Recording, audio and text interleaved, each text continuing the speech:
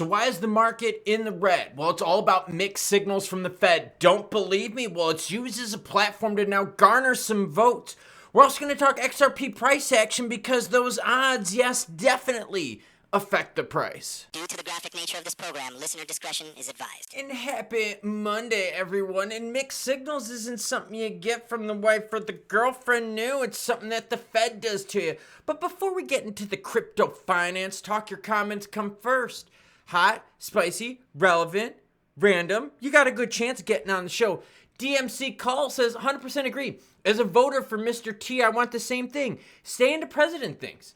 It can get unethical real quick by using the government to build your family business. Still voting for Mr. T, but I absolutely agree. Yeah, Trump, the whole world financial thing, DeFi platform, his kids writing a paper on. I mean, I just, look. Stay into politics. Don't mix politics and finance because Pelosi's husband is the best trader out there. And not because he's the best trader, but because his wife, Nan, is giving him the inside info. And you know what he's giving her in return? He's leaving her the fuck alone. Nick Howell says, Big Daddy Python pipe later. Oh my God, that's what I want. Each XRP, $1 big Python. Yeah, I got a little colorful in the last video. Panaj says, I'm all in on Trump, but see him start a crypto platforms like crumbing across your dad's Tinder account while you're trying to swipe right. I was thinking dude, it's like you going over to visit your parents and all of a sudden you pick up the dad's laptop and it's like, whoa, there's porn on there. You know what happens. You just don't want to see it, you know? Bitcoin's sitting at 57,719.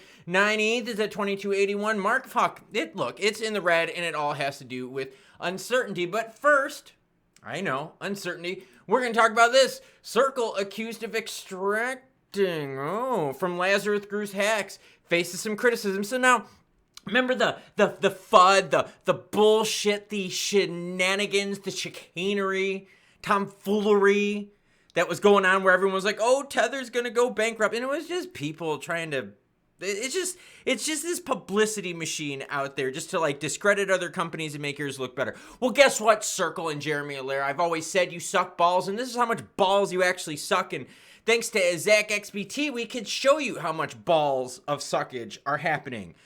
Zach XBT alleges that Circle took over 4 months longer than other stablecoin issuers to blacklist addresses linked to the Lazarus Group. The investor claims this delay allowed Circle to profit from transactions, while the notorious hacking group, which has been implicated in numerous high-profile crypto heists. So basically, Circle knew that these people were shady, and they were like, yo, look, we just got to line our pockets with it. Look, criminals, you got to pay the gas, too. Come on, pay the juice, pay the house. So come on. Circle's sitting here saying how they're all high and mighty and righteous. Dude, it's all about profit. It's all about greed. And so, okay, the FUD around Tether, and look, I'm not a Tether supporter, back or nothing like that, but the numbers are the numbers, man. And they're all the same thing. It's all about trust of a company, and how much can you trust Circle when they're profiting off of known naughty groups? Okay. Bitcoin slips amid market uncertainty as the Fed rate cut decision looms. There's a mess about this, okay? And let me get to a few things for you, and we're gonna get it because this is actually really messy, and I'm gonna share with you why. Chandler added that a 50 basis point cut might not be favorable for risk assets like Bitcoin, as it could signal the Fed's heightened concern about the economy. Basically saying if Jerome comes in with a 50 and then on top of it is really tiptoeing lightly, we're gonna have a live stream. Don't worry about it. Wednesday, 2 p.m. Eastern time. Okay. So anyways, so if Jerome's saying, whoa, we're going to drop a 50, we might have to do another 50, another 75, the market's going to be like, whoa, why are you cutting it so quick there, Big Daddy? And he's going to be like, well, I kind of fucked things up. I kind of screwed the pooch on this one. And they're like, oh, so that means we're going to be maybe in a recession fear. And since retail fuels crypto, retail and recession both start with R, so does retarded. But retail in recession, that would not be a good thing for crypto. So the idea here that the market is in the red because of a lack of confidence, a lack of decision, it's actually very true. Now, listen to this one. Rather poor communication by the Fed blamed for creating doubt in the market about the rate cut path.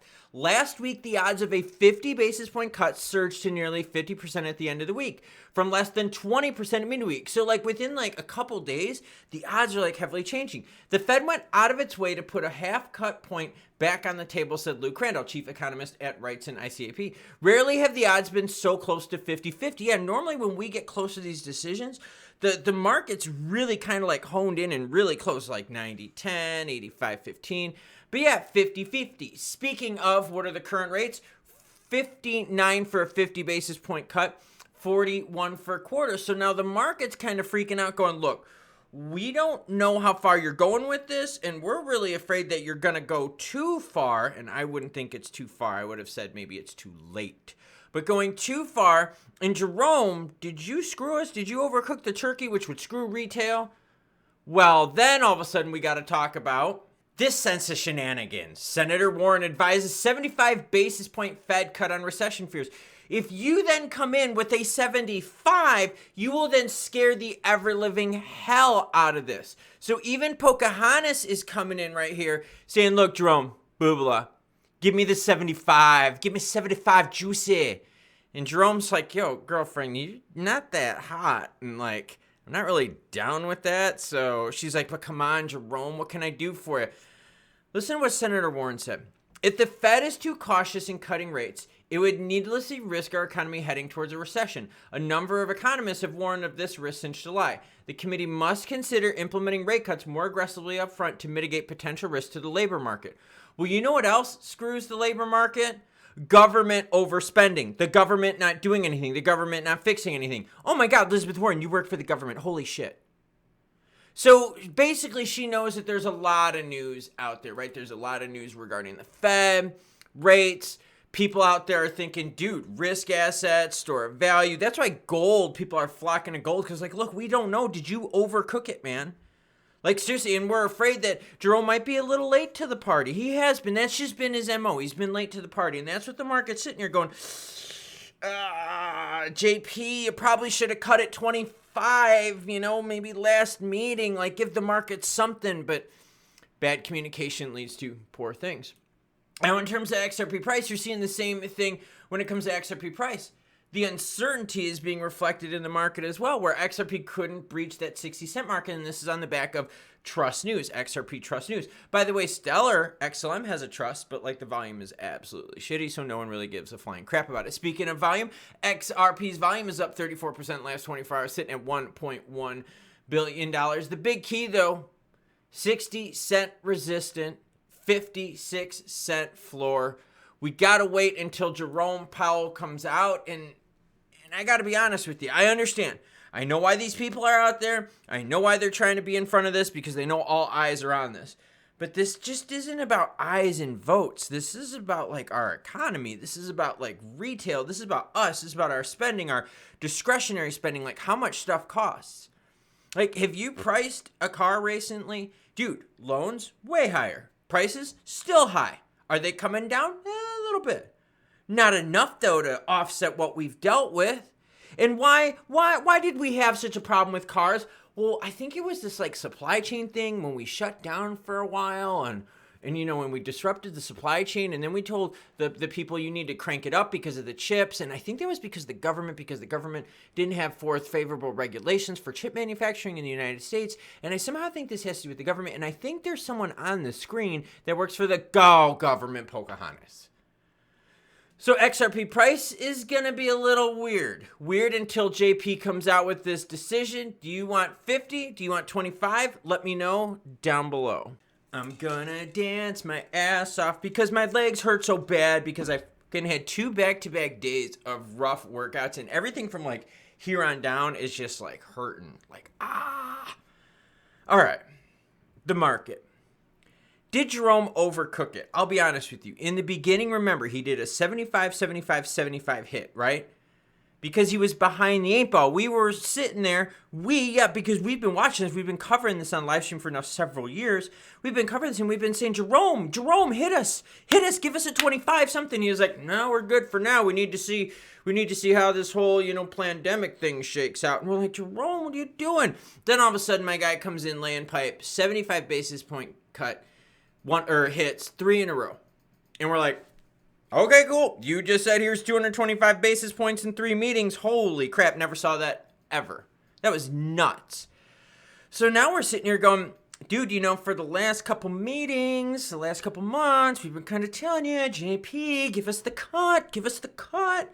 And basically the cut isn't like gonna like flip the switch and everything goes great. No, the cut is just the Fed nodding, hey, look, the worst is over, gents. We can get through this. Yes. Yeah, so, that's what we're looking for. And now we're sitting here and Jerome's like, I might give you the 50 or I might give you the 25. 25 is still high. Don't get me wrong. It's good because it would show a pivoting from the Fed, an actual pivoting. But we're sitting here going, dude, if you're going to do a 25, why didn't you just do a 25 like a month ago? That would have just been so much better for the economy, because you have to think, like, stuff is super expensive. And as these rates stay higher for longer, it just crushes the consumer. The consumer's budget, right? Like discretionary spending, shit, you're spending for everything just gets eaten up by interest. Your credit card interest goes up, your homes, your cars, everything, home equity lines of credit, it's all tied to that stuff. So we need that to come down, but damn, JP, you seem to be behind the 8 ball on all this stuff. And that's what we're worried about. We're worried about that he left the rates on too high. He turned the oven up all the way and said, I like my turkey dry. And I like my meat dark, just like I like my choo-choo, bitches.